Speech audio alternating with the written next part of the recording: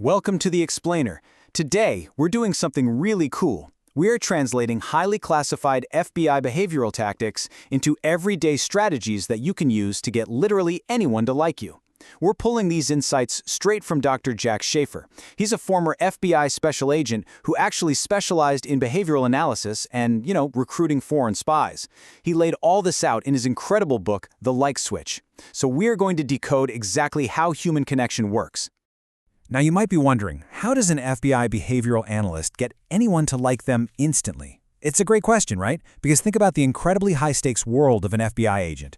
They're out there recruiting spies, reading terrorists, trying to detect deception in situations where, frankly, a mistake could cost lives. Now contrast that with what we deal with every day, just trying to make a new friend, maybe nailing a job interview, or not bombing on a first date. Well, the fascinating truth revealed in our source material is that the exact same psychological triggers apply to both scenarios. It's all about how you read people and how you influence the way they perceive you. So here's our roadmap for this explainer. 1. The FBI friendship formula. 2. Mastering nonverbal friend signals. 3. The golden rule of friendship. 4. Speaking the language of friendship. And finally 5. Navigating the digital landscape. All right, let's jump straight into Section 1, the FBI friendship formula. So, human connection. It isn't just some mysterious, spontaneous magic. It's actually a measurable, actionable formula. When the FBI needs to build rapport in a non-threatening environment, they rely on 4 basic building blocks. First up, we've got proximity. This is literally just sharing physical space. Even if you don't say a word, just being near someone starts building familiarity.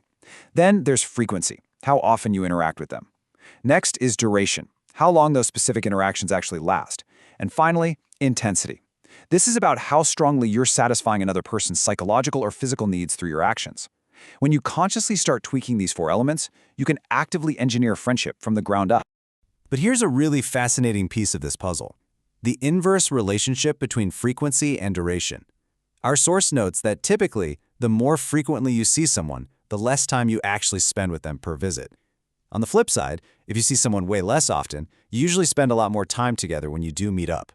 Knowing this balance is absolutely crucial. It helps you gauge the strength of a new relationship so you can adjust your own friendship formula without, totally overwhelming the other person. Okay, moving right along to Section 2, mastering nonverbal friend signals. You see, long before we even open our mouths to speak, we are constantly sending out subconscious friend or foe signals to everybody around us. And the contrast here is pretty stark. A quick, subtle eyebrow flash, tilting your head just a bit to show you're not a threat, or offering a genuine, real smile. All of that screams approachability. But on the flip side, we've got faux signals. Think of the classic urban scowl, or rolling your eyes, or just holding a prolonged stare. Actually, the source uses a brilliant analogy for this. Think about how an aggressive dog reacts if you stare directly into its eyes versus if you look away. A prolonged stare is literally a direct challenge to someone's personal space. So if you want to master these signals, you need a ton of self-awareness. Let's look at undercover police officers, for example. There's this fantastic spy-to-street anecdote from the source about how undercover cops often give themselves away. The biggest tell? It's when their body language subconsciously shows that they feel entitled to look into forbidden spaces. Simply elevating their eyes and looking someone up and down is a huge invasion of personal space. It instantly broadcasts authority, which is a massive faux signal if your whole goal is just trying to blend in. But what happens when you intentionally use positive cues to your advantage? Just look at waitresses and their tipping tactics. They combine these signals masterfully to boost their tips. They might lightly touch a customer's arm, wear a really eye-catching hair accessory, or make sure to introduce themselves by name to create that personal bond. They create reciprocity, repeat orders back to show they're actively listening, and, of course, provide great service while applying the golden rule. This just proves that consciously projecting those friendly signals translates into very real, everyday rewards. Which leads us perfectly into Section 3, the golden rule of friendship. This entire FBI behavioral playbook really hinges on one absolute foundational truth. If you want people to like you, make them feel good about themselves. It sounds incredibly simple, doesn't it? But it's so profound. As humans, we're just naturally hardwired to gravitate toward people who bring us happiness, and we actively run away from people who cause us pain or make us feel inferior. So every single tactic, every smile, every empathetic nod we've talked about, it's all ultimately in service to this one golden rule. But here's the catch. To make someone feel good, you kind of need to understand how they tick. The law of personality is super helpful here for making people comfortable. The source shares this amazing little test. Next time you're talking to someone, try pausing mid-thought. Just stop talking for a second and watch what they do. An extrovert will almost predictably jump right in and try to finish your sentence for you. An introvert, though, they're going to sit back and wait patiently for you to finish. Once you know this, you can anticipate how they like to interact and tailor your whole approach. Seriously, try this out the next time you're grabbing coffee with a new coworker. All right, let's shift gears a bit. Section 4, speaking the language of friendship. So, what happens when things get tense? When you're navigating high-stress adversarial environments, you need what the FBI calls the Big Three to break the anger cycle. When someone is furious, their physical fight-or-flight response is fully triggered. So, step 1. You have to use empathetic statements to keep the focus entirely on them. Step 2. Let them vent. Do not try to reason with them yet. Logically, their brain just can't process it right now. In fact, that physical fight-or-flight response takes roughly 20 minutes to completely wear off in the body, so wait it out. Then, only after they've vented, you move to step 3, presumptive statements. This is where you gently direct them toward a course of action, giving them the illusion that they are entirely in control. Now, beyond just managing conflict, how do we actively build verbal attraction? Well, there are 2 really powerful psychological tools for this. First is the lure of curiosity. People just can't resist a good mystery, and it hooks their interest immediately. But the second one is totally counterintuitive, the Ben Franklin effect. If you want someone to like you more, ask them for a small favor. I know, it sounds backward, right?